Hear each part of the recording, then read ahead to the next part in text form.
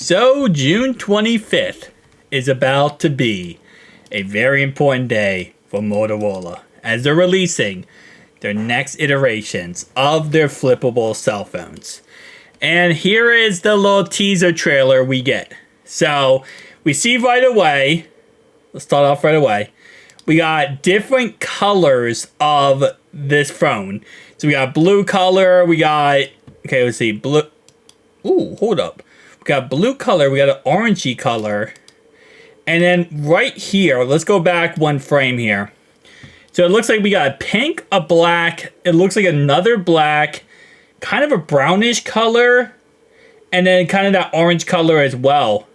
Let me see if I can get a little bit better shot here. Ooh, let me go, okay, there we go. You know what I can actually do? Playback speed. Let's playback speed 0.25. This way we're going to be able to see a little bit, hopefully, more. So it looks like it starts off, the frame it starts off on is this. Okay, so this is the frame. So we have an orange type look. We have, I think that's green actually. Now that I look at it again, I think that's green. This probably is not brown. It probably just looks like that because of the reflection. That's definitely blue. That's definitely pink.